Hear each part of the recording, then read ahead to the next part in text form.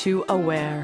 We are dedicated to communicating information that inspires your positive growth and change. Are you interested in a peaceful planet? Are you interested in optimal health? Are you living with purpose? Are you enjoying your life? We realize each person can make a difference, and our mission is to empower your awareness. The choices that you make in every moment shape your life, and we encourage you to realize that you have your own answers and to always listen to your own truth. We invite you to stay aware. Hello and welcome to the Aware Show. I'm excited about today's show because it's about everyone who has ever had any symptoms around food allergies. And this could be even unknown symptoms where you feel constantly bloated or you're tired, fatigued after eating meals. You have brain fog, you have inflammation after eating meals, but you haven't spent the time to actually pinpoint it to the specific allergies, which we're going to talk all about with one of my heroes in the field of food sensitivities and inflammation, Dr. Tom O'Brien. He is considered the Sherlock Holmes of chronic disease. He teaches in so many wonderful ways that underlying mechanisms that activate an immune response is the map to the highway towards better health. He's a food detective, really. And it's not a matter of treating the symptoms. It's a matter of getting to the root cause of these diseases. And luckily, Dr. Tom has been contributing to our health systems as well. He is on faculty positions at the Institute for Functional Medicine.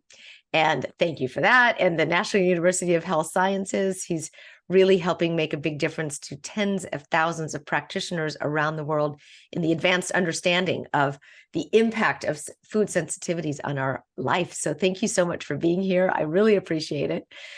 So much to cover. Yes, thank you, Lisa. It's a pleasure to be with you. Real pleasure. So I have followed you for a long time, and I've watched your series and many different series that you've done on betrayal and various ways that our body attacks itself when we put in something for it to be attacked. And let's start off by talking about the basis of food sensitivities. How many people in this country, let's talk of the US right now, are suffering from inflammatory diseases? Oh, that's really a great starting Pretty much question. everyone. Because that's the ball game. That's really the ball game. You know, there's a lot of doctors that are using the jargon of root cause. Well, let's find the root cause. Let's do your genetics. Well, a genetic variability is not a root cause. You know, it's a contributor, but it's not the root cause. So I like to use the term root mechanism. So what's the root mechanism behind disease?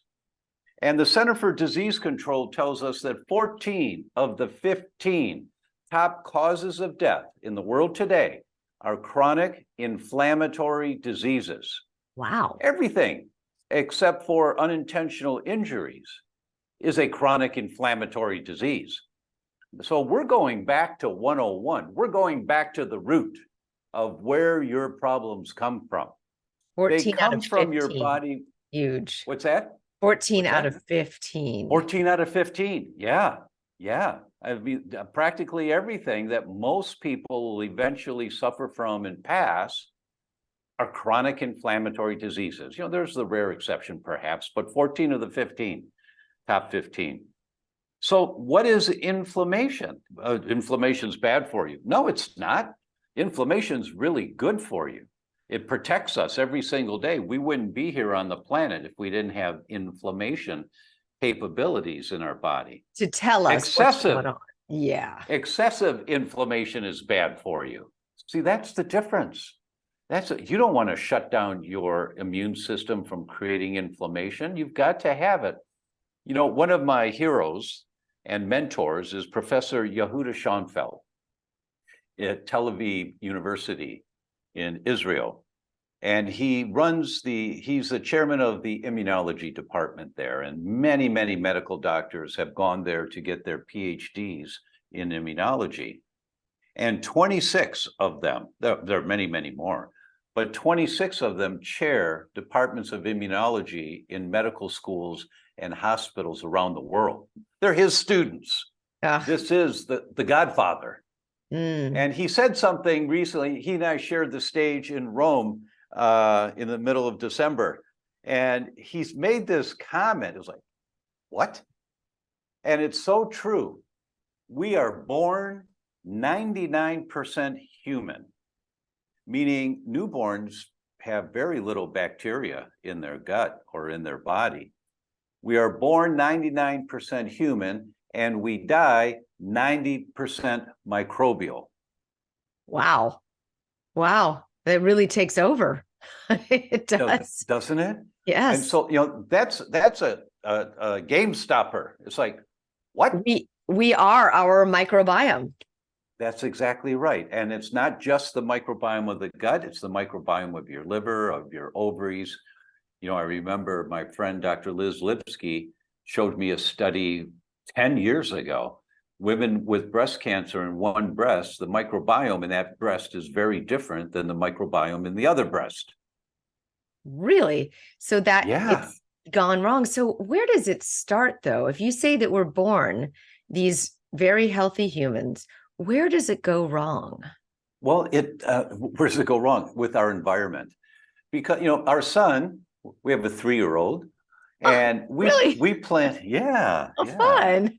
It really is. I know how to do it right now. I've got a couple of adult children and 2 grandchildren, but lucky boy.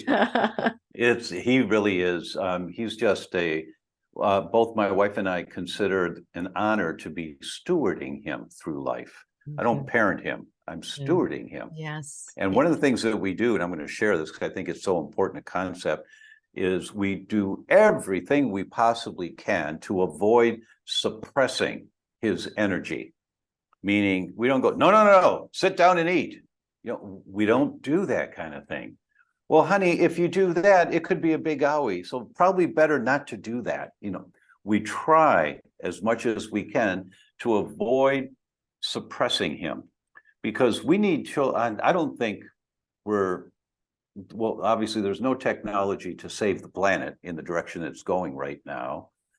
There is none. And we need children, a new generation that thinks outside the box. Right, to find that technology, because they're tapping into it. We might not know about it yet. I believe it could exist out there, but it's just not well known. Yeah. And Einstein said the problems you've created today cannot be solved with the same level of thinking that created the problem. Right. You need to up your game, right? So we have this beautiful little boy, and we planned this great birth. We had 2 midwives, 2 doulas, a pelvic floor therapist, a hypnotherapist, a birth counselor for water birth counselor. Wow. A shaman. I mean, we just had the gamut. And when my wife went into labor, I turned on the Mozart music, and we turned the lights down, and we filled the water thing for a water birth.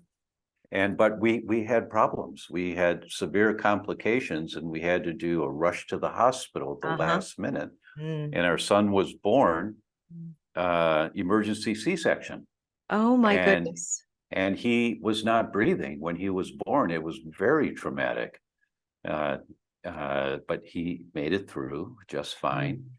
But I was right there for every moment of it. We've done a lot of research on the birth process and what if there's a complication. So we had our bag ready to go in case we had to go to the hospital. I'm going to write a book on this. This is my next book because there's so much to learn from our experience. Yes. But because he was born by C-section and unplanned C-section, there was no effort to contribute to a healthy microbiome. Right. And as you know, children born by C-section, their microbiome is the bacteria in the surgery room. And so they have a very dysbiotic microbiome from birth. So those children start off in a very, very compromised state. Unless they go after breast milk, which is a very good thing. Exactly right. And the breast milk in the first few days after birth is not milk, it's colostrum. Colostrum does so, and our son did breastfeed. But when I ran this first stool analysis on, see, I knew, and I'm going to write a paper on this, because I captured some of my wife's amniotic fluid when her water burst. I captured some. Sure. So I knew, I had it tested. I knew exactly what the microbiome in uterus was. I knew. And then we captured his first stool sample, and I sent it to Europe, where the very best technology was. And they came back and said, "Oh, I'm so sorry your son has such severe skin problems, but this is what you do." And I said, "My son doesn't have any skin problems." I said, "No, he does." He said, "No, he doesn't. He doesn't." And they were baffled, because the microbiome was a pathogenic microbiome, right? Very pathogenic, usually associated with severe skin problems. But because my wife's lifestyle is so clean, and her breast milk, it was abundanza, just full, and just excellent, that she was inoculating him right away. Yes. But the microbiome that he was born with was a pathogenic microbiome. You're describing my exact situation. I went through the same exact process that your wife did. All of the doulas and the health and everything, wound up in the emergency C-section. And my daughter since then, well, she and I are both allergic to all sorts of things like wheat and dairy and those types of things. So I passed on through the breast milk, my genetics, and of course through the blood and so forth as well. But it's interesting that you get right down that same path, no matter how hard you try. Yeah. Do you know that in the first few days of mother's breast milk, there's a compound called oligosaccharides. It's a category of components in breast milk and in colostrum.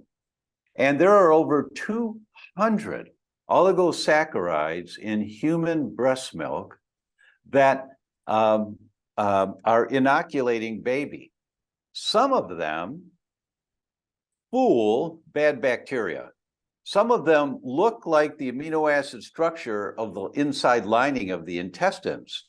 So the bad bacteria grabs onto this liquid milk that's coming in, it grabs onto it, but then the oligosaccharides never let go. And so they escort these bad bacteria out with baby's next poop. And that's a Mother Nature protective mechanism that we have. Oh, very interesting. So you Isn't sent that it the cool? soup, and then it was yeah. So the child is like a petri dish. That's right. Yeah, that our bodies, mother's bodies, actually fool bad bacteria. It's a survival mechanism from our ancestors who all lived outside. They're around bacteria all the time. So we're born 99% human, but we die 90% microbial, which puts into perspective how critically important it is that we always put attention on a healthy, diverse microbiome. Okay. So critically important as we're going through life, because, and at IFM, when we have weekend conferences and things, and a group of us get together after the day's over, we're at dinner, and usually it's after the second bottle of wine that we're asking the questions, are we humans with a whole lot of bacteria, or are we bacteria having a human experience? And if you just look at the numbers, it's the latter. Yes. We're bacteria having a human experience. So depending on what bacteria you have in what ratios determines what neurotransmitters your brain makes, which means how you feel. Are you depressed? Are you anxious? Are you volatile? Are you schizophrenic? Are you sick? Are you sick? Do you have brain fog? All of it is so influenced by your gut microbiome. It was Michael Gershon back in 1999, I think he was at Princeton, wrote the book, The Second Brain. And he told us back then, for every one message from the brain going down, telling the gut what to do, there are 9 messages from the gut going up, telling the brain what to do. The ratio's 9-to-1. Oh my goodness. And so that's where the major part of it's telling the body how to think, how to function, how to react, how to digest, how to move, how That's to, right. huh. The medical term is modulates, and that's a geek word. It's a good Scrabble word. But what it means is has its hands on the steering wheel of where your body's going. Mhm. So your gut microbiome, if I exercise too hard and the next day my muscles sore, we all know that's lactic acid, right? And there's just too much. You produce more lactic acid than your lymphatics could get rid of. Now Yep. you're sore for a day or two, and you just got to walk it out, work it out. You'll be fine, right? It's just the exhaust of muscle cells. Well, the bacteria in your gut produce exhaust. They're called short chain fatty acids and the DNA metabolites, and they get into the bloodstream.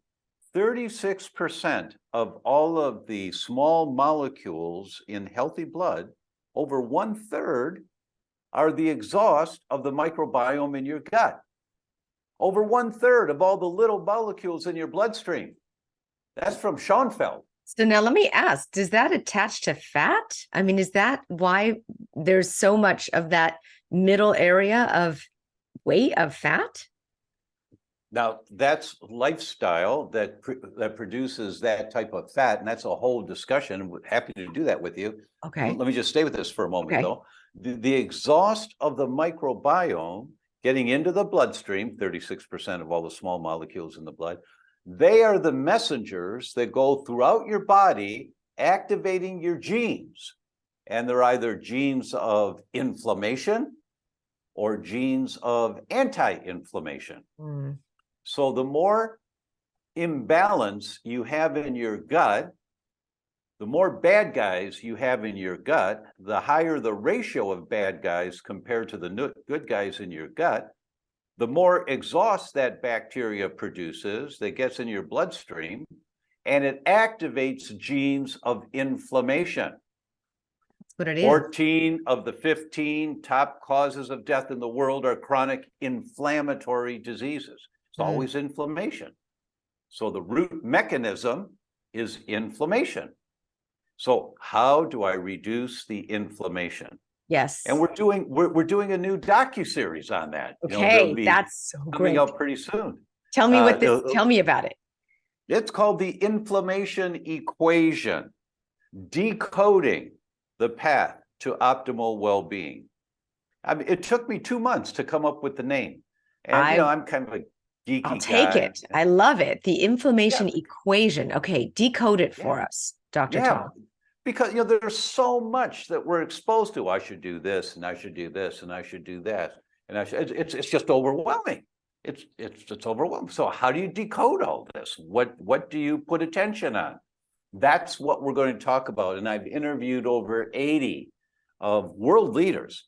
We've been to Israel, to Italy, to England, to Canada, to Brazil, interviewing all of these experts. And I mean, I want to ask you real quick about how do you get ahead of it? So you mentioned here before symptomology. So I love this. So you're not waiting. I'm trying to get there we go. You're not waiting for people to have inflammation issues like I have or my daughter has with the gut. You're saying maybe you don't think you're allergic to dairy. Maybe you don't think you're allergic to wheat. How do you get ahead of it? Right. Well, let me give you the big picture, and then I'll give you a study example. Okay. Okay. The big picture is that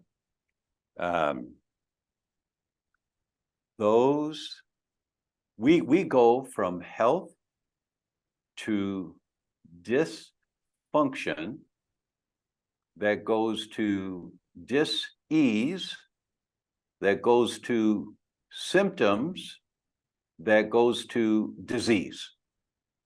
So there's this mechanism when we think we're fine, but under the surface, we've got this dysfunction going on, and it's always inflammation that's triggering the dysfunction, always.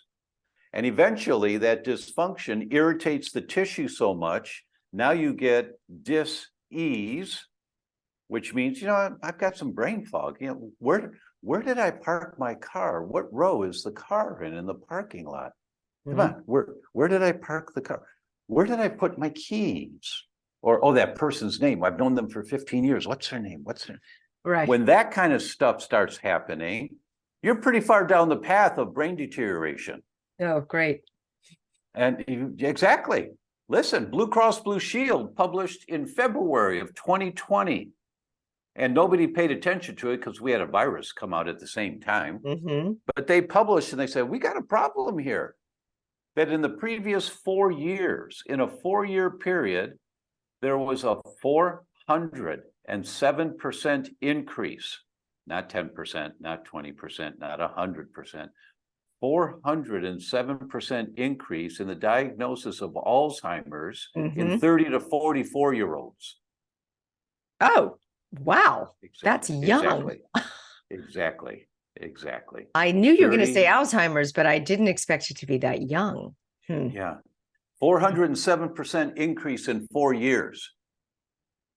That's a problem. And you're saying that this is largely due to inflammation. This completely. Completely. This chronic inflammation, and younger people today. That's why for our event, we really are targeting to attract 2 groups, and everyone is welcome and will get so much information that will change your life. That's my goal. Always. But the 2 groups are baby boomers, because we're all starting to break down one way or another. You know, 60 we want plus, right? Yes, higher quality of life in their senior years, and I guess that's because I'm there now, so I want to talk about this. It's interesting. And women of childbearing age, because they don't know how toxic they are. They don't know. I mean, the incidence of autism is going through the roof so fast. In newborns. So fast. Yes. Yes. And the percentages of children on antidepressants or on anti-anxiety medication is startling. Yep. And it's going up so fast. And why is that? Because these children, I'll give you one example. Chicago, 2016. They looked at 346 pregnant women in the 8th month of pregnancy. They collected their urine, and they measured the urine for 5 phthalates. Phthalates are chemicals used to mold plastic. They're in the category of endocrine or hormone disruptors. So they measured the phthalates, 5 different phthalates, and one called BPA, which you may have heard of. It's in water bottles and all that. And they put the results into fourths: the lowest amount of phthalates in urine in pregnancy, the next, the third, and the highest amount of phthalates in urine in pregnancy. They then followed the offspring of those pregnancies. And when the children turned 7 years old, they did Wechsler IQ tests on them, the official IQ test. Now, there's not much in medicine that's all or every, but this was every child whose mother was in the highest category of phthalates in urine in pregnancy, compared to the children whose mothers were in the lowest category. Every child in the highest category, their IQ was 7 points lower than these children. 7 points. Now, that doesn't mean anything to anyone until you understand a 1-point difference in IQ is noticeable. Oh, a 7-point difference is the difference between a child working really hard, getting straight A's in school, and a child working really hard, really working, getting straight C's in school. This child doesn't have a chance in hell of ever excelling. And now you go back to Google, Dr. Google, and you just type in phthalates and neurogenesis, nerve growth. Here come the studies. The higher the phthalate levels, the more inhibition of brain cell growth. You're just and then you start to cut, and these moms, these young moms who've been putting nail polish on their 10 little fingers and 10 little toes for 25 years, and minute amounts of phthalates get into the bloodstream in 4 to 5 minutes when you apply nail polish. But there's no evidence that that amount of phthalates is toxic to humans. There's no evidence whatsoever.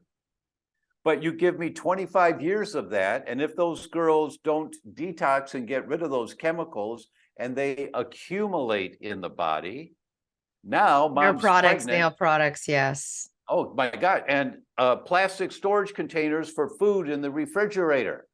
You put your leftover chicken in a plastic container. The next day, the chicken's got phthalates in it.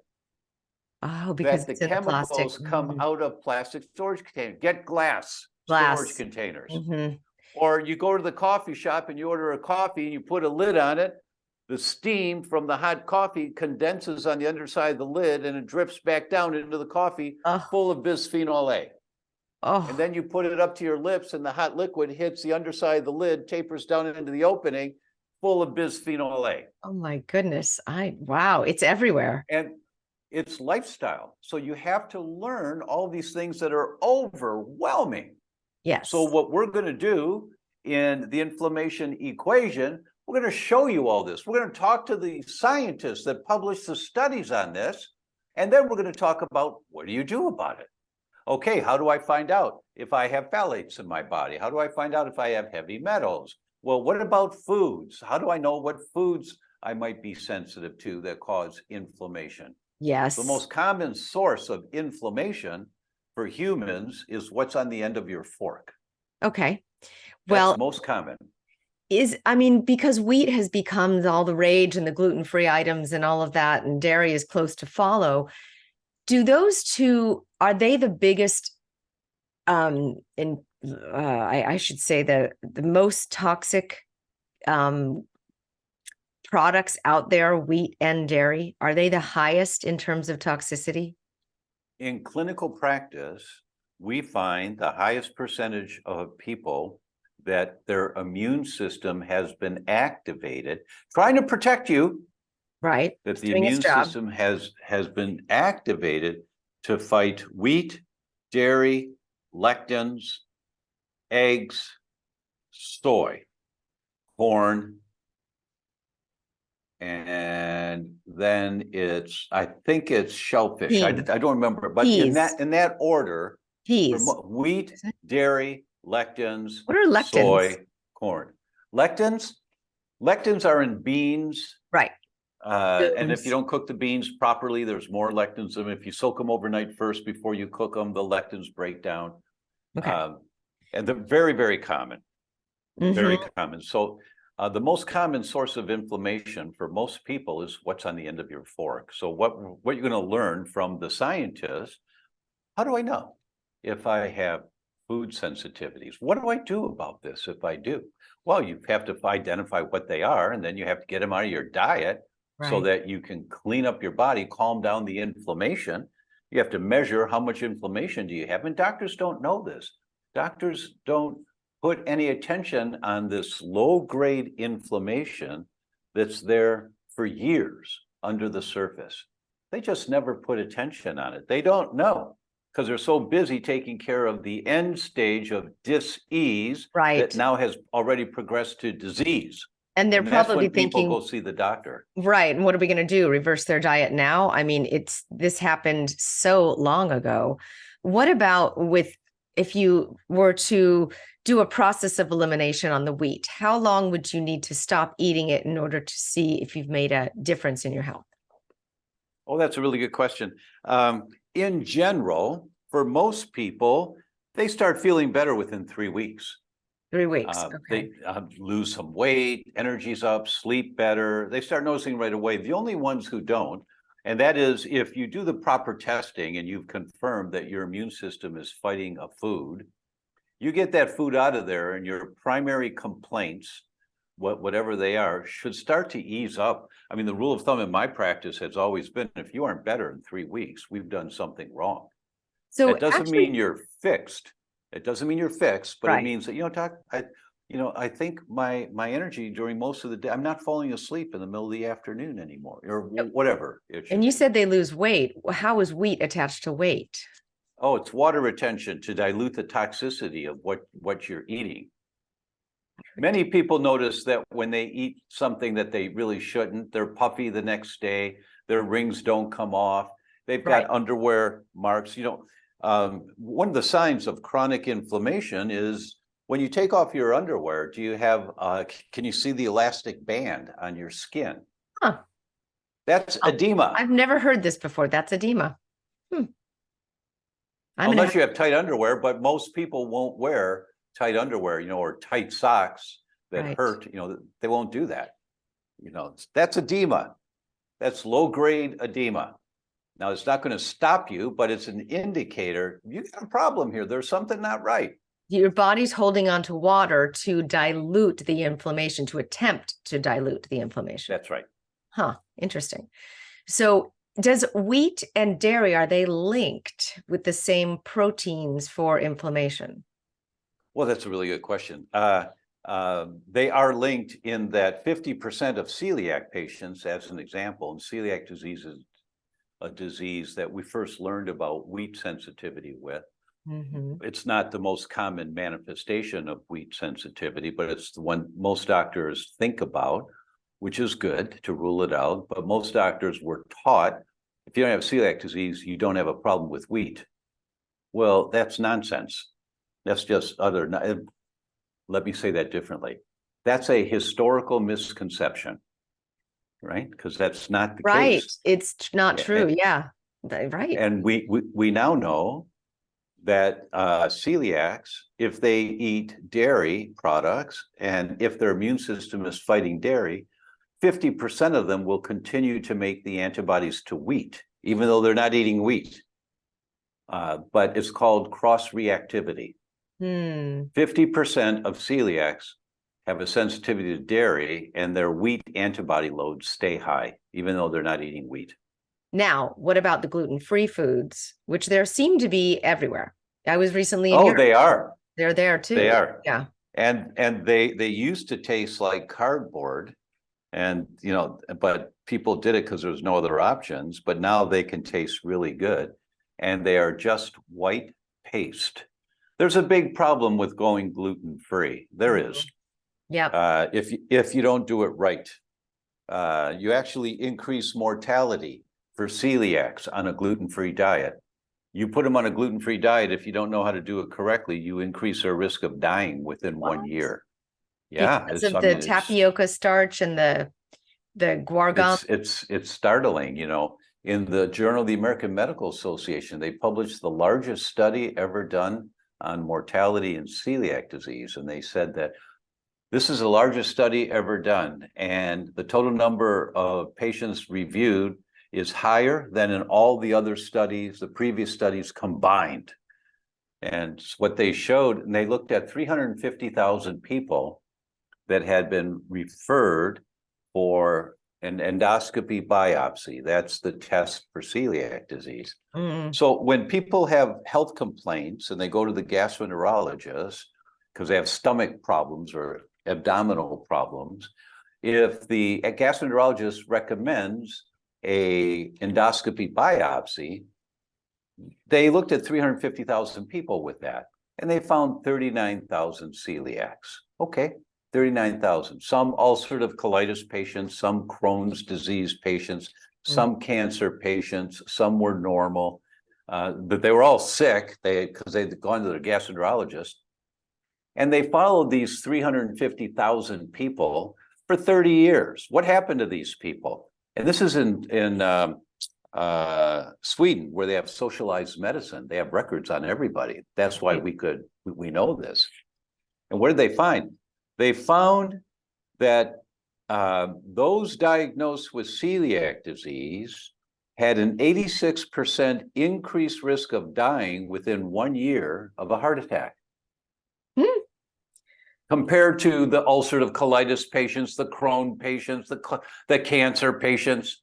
Celiac. And they had a four-fold, it was 386%, almost four-fold increased risk of dying within 1 year of cancer, compared to those diagnosed with cancer. Oh my goodness, all from celiac? After a diagnosis of celiac. That's the key. Okay. And most doctors haven't thought this through to ask why. So when you're diagnosed with celiac, so they were looking at the 39,000 celiacs compared to the other 300,000 people who were sick and had some complaints. And this is what they found. So why? Well, what happens when you're diagnosed with celiac disease? You're put on a gluten-free diet. What else? Nothing. Nothing. No medication, no lifestyle changes, just stop eating wheat and eat gluten-free foods. Right. Which Now, what most people don't know is that 79 to 81%, depending on what study you read, of the prebiotics, the foods that feed the good bacteria in the gut, 79 to 81% of those come from wheat. Not everything in wheat is bad for you. Huh. It's just the bad stuff is worse than the good stuff in wheat. And when you go on a gluten-free diet and you eat gluten-free foods instead, you substitute gluten-free foods, they're just white paste. Mm. They're not enriched. They have no prebiotic fiber. So what happens, though, is you lose the water, you lose weight, you lose 15 pounds in a month or 2 months, your energy's up, your migraines are gone, your kid's attention deficit is gone. The teacher said, whoa, that new medication your child's on is doing great. Well, he's not on any medication. We put him on a gluten-free diet. So, oh, I've heard about that. So we hear that all the time, those kinds of things. You feel better, you function better, but you're starving the good bacteria in the gut that has depended on wheat for the arabinoxylans in wheat, for the prebiotics in wheat. You're starving them off. And the bad bacteria loves white paste. They just thrive on white paste. Blue. So you starve the good bacteria, you feed the bad bacteria, so your gut gets worse and worse and worse and worse. And you have an 86% increased risk of death in the first year on a gluten-free diet. Oh my goodness. I have not heard this before. And so what the antidote here is not only prebiotic, probiotic supplements or foods that are not dairy that could build the good and populate the good guys, the good bacteria in order to take over the bad guys. And that's exactly right. And you don't substitute gluten-free products for what you were eating before. See, what you can't, do you if eat you keep then? doing, Henry Ford was quoted as saying, if you keep doing what you've always done, you're going to get the same results you've always got. So if you substitute gluten-free, or if you substitute bread with gluten-free bread, and you keep eating gluten-free bread, and pasta with gluten-free pasta, and you have pasta 2-3 times a week, but it's gluten-free, or, you know, there's nothing wrong with a gluten-free blueberry muffin. I love blueberry muffins. And if I see one in a coffee shop gluten-free, I might have it. If it has It's good healthy stuff and for if me. it's fresh and if it has oats and things, yeah. Right. You know, the mind says, oh, it's healthy for me. No, it's not. It's terrible for you. It's just white paste. But it's not going to trigger your immune system, most likely, if it's gluten-free. And I may have a gluten-free muffin or a gluten-free donut maybe once every couple of months. Who cares? And I'll have gluten-free pasta maybe once every 2 weeks. I'm half Italian. I love pasta. Oh, okay. Who cares? Once every couple of weeks. But you don't eat this stuff every day. The proper general diet. We've all heard of the Mediterranean diet. Yes. We've all heard of that. But when you do a non-political Mediterranean diet. What is that? Right? Non-political. Right, a non-political, meaning there's no industry that's financing the scientists that publish on it. What's at the very bottom of the pyramid, you know, we talk about pyramids and most of what you eat is on the bottom and a little bit of this, less of this, less of this. So at the very bottom is water. A third of an ounce per pound body weight. Water, a third of an ounce per pound body weight. And above that is fruits and vegetables. So water. And yes, and above that is root vegetables. And above that is quality protein. And at the very top is gluten-free products. What about the dairy? Is that even in there? No, gosh, no. Yeah. No dairy is there. great. Dairy is great for a cow. This is the new food pyramid. Where do we find this? food? There is a wonderful study that came out of Italy. Just a minute, and I'll pull it up for you here. Okay, let's I'll do pull that. up the name for you so that you can. I was just, as you're doing that, I'll just tell a little story because Sure. we went over the holidays to Europe, and we went to spend a lot of time in Italy and Girona, Spain. And the way of life of people in these small towns in Europe is so, so different, mostly because the population density is not there.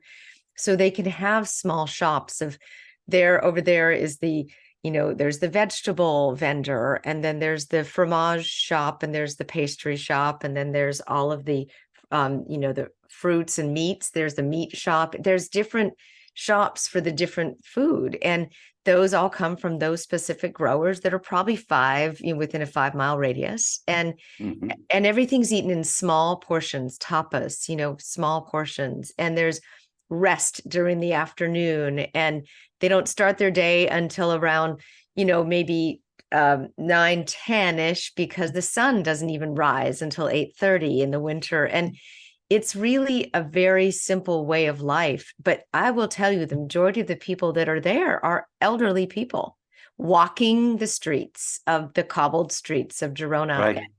They're healthy, and Yes. they don't eat dinner until 8 p.m. and most of the restaurants don't even open till then. And it's really a beautiful way of life. And they have functioning full families and lives and businesses, and all sorts of things happen. And they also do have gluten-free foods, which I found interesting, but not very many. And you don't really need them at all because their pastries are absolutely fresh that day. And if they're not, they go, but they all get, eaten. Mhm. It Mhm. is a beautiful way of life. Oh, did you find the pyramid? I did. I did. And is it possible to share screen? Do you know how to allow me to do that on I your? do. Absolutely. You can share screen. And for people on audio, we'll mention the Yes, and we'll talk website. about it here. Mhm. Good. So let's bring this up so that you can see my screen for those that are here. And this is the name of the study.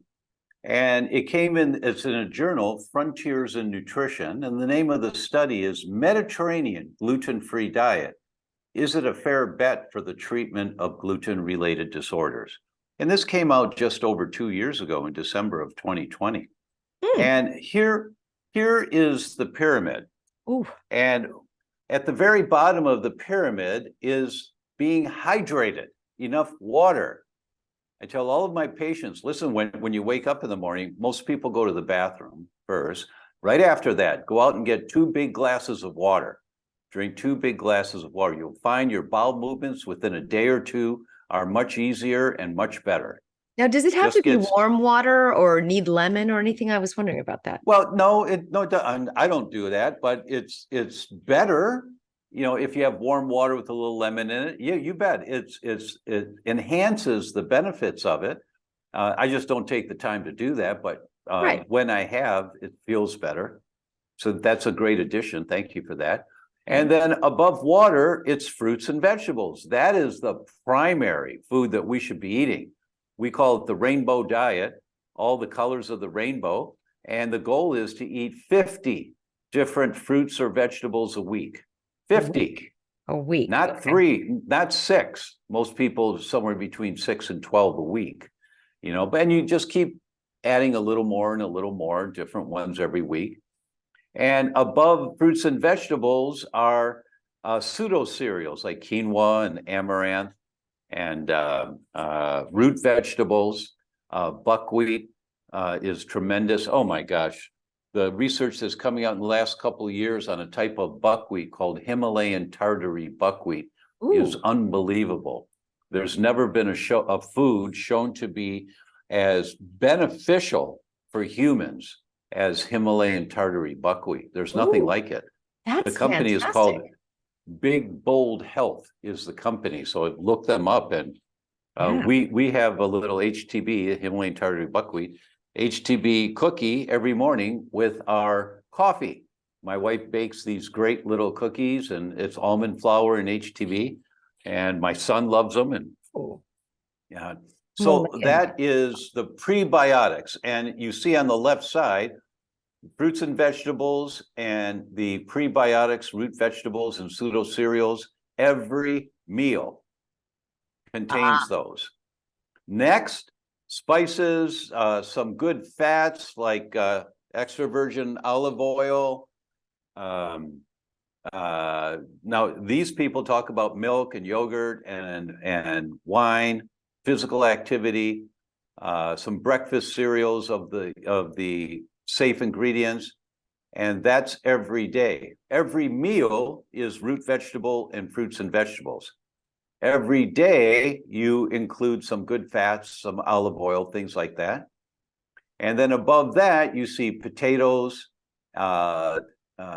fish, poultry, egg, and then some of the lectins, peas, beans, lentils is every week, red meats every week, and at the very top, not very often at all, is gluten-free products. That's the problem with people that are doing gluten-free diets. They're having gluten-free products multiple times a day, every day, and they're starving their microbiome. Mm-hmm. So this is an eating style that feeds your microbiome. This is fantastic. And I love how they add the exercise and the physical activity into this. You know, it does say milk, yogurt, and wine together. I don't know how. Well, these are not, that's because they fall in the category of every day. But, and I advocate a glass of red wine. I'm half Italian, so I advocate a little red wine in the evening. But these people are not functional medicine practitioners, and so they don't ban milk and yogurt. Now, I think yogurt's great, but I would do a coconut yogurt when I want some yogurt. But this kind of an eating style, as you move in this direction, really focusing on what's on the bottom. You know, if you have meat a little more often, who cares? For most people, it's just you want quality meats. You don't want inexpensive meats from the local supermarket, that are factory raised and all that type of thing. Yes, that's inhumane anyway. And that's a good way of supporting the local farmers and so forth. There's so many things here. So so I was asking you before the show about having gluten sensitivity and dairy sensitivity in the US and then going to Europe and not having that same sensitivity. And what is the reason behind that? Yeah, there's a lot of people have that experience. They say, you know, Doc, when I go to Italy, I can eat all the pasta I want because I feel fine. And if I eat the pasta here in the US, you know, I've got gut problems, I get bloated, I'm tired. You know, it's the Rosanna syndrome. I don't know. I'm dating myself a little, but I know her well, or knew her well. Yes. For those that don't know, just go to YouTube and type in Rosanna Dana and have a great laugh at the character that Gilda Radner did.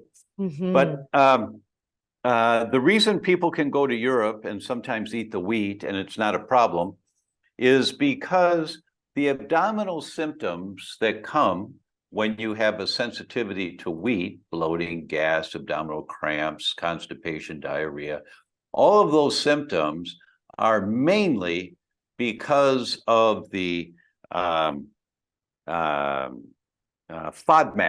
in wheat. It's a category of lectins, and it's the FODMAPs, the fermentable carbohydrates in wheat, that cause the gut problems.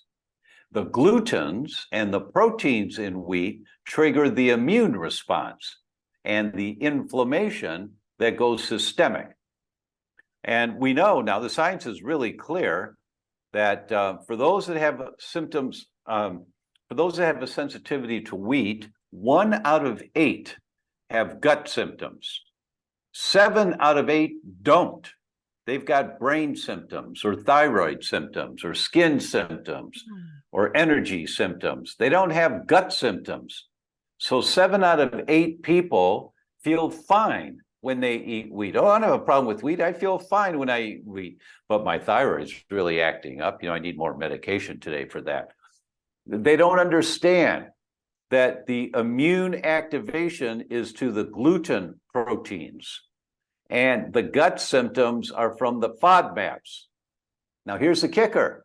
The wheat in Europe is much lower in FODMAPs. So you don't get the gut symptoms, but you still activate the immune response. So every patient that I've had who does this, they come in and say, Doc, I feel great. Thanks so much. We're going to go to Europe and I can eat the wheat there.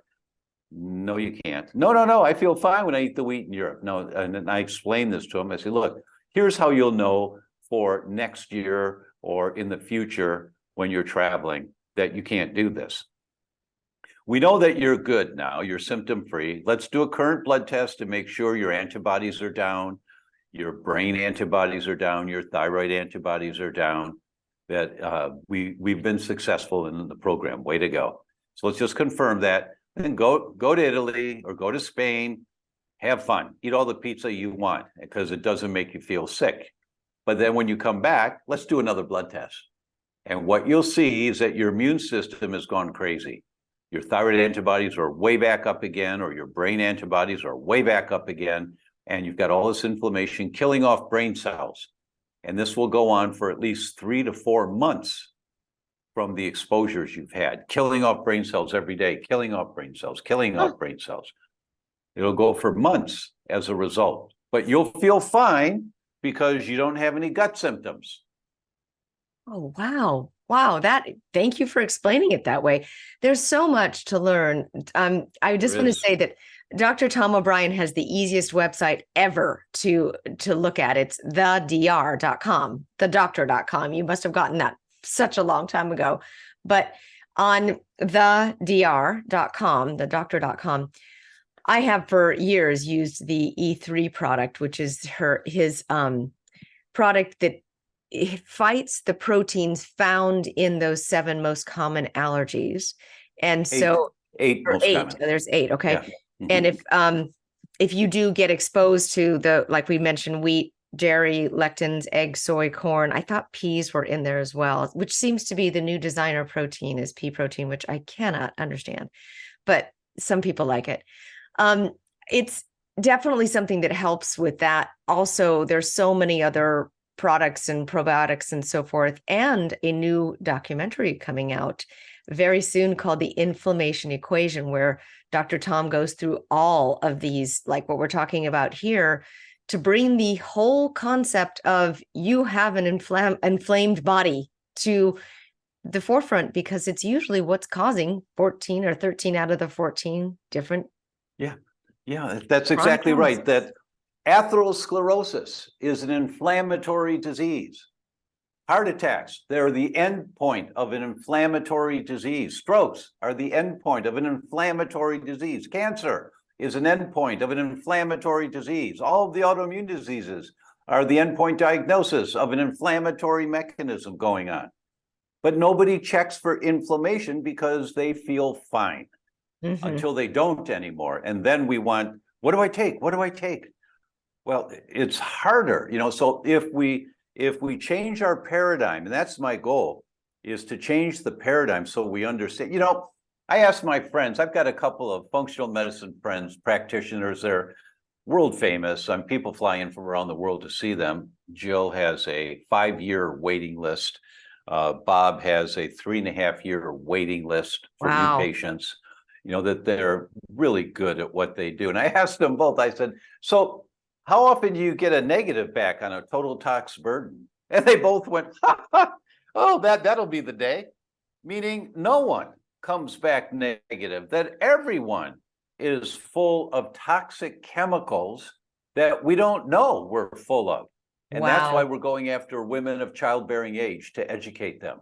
Yes. And, so we're going to go into this in great detail, and it's only going to be 45 minutes to an hour a day for 9 days. Fantastic. And you have all these other doctors with you. Yes. And Tom Malter and I will, at the end of every day for 15 minutes, we're going to talk. Can you believe when Dr. Bland said this, or Professor Schoenfeld said, I didn't know that. No, I didn't know that. And we're going to talk about, so to check that out, here's what you do. And we're going to give people the to-dos of what to do. We aren't just crying wolf. We've got to cry wolf first So you realize how critically important this is. And Yes. then here's what you do. Here's how you check for it.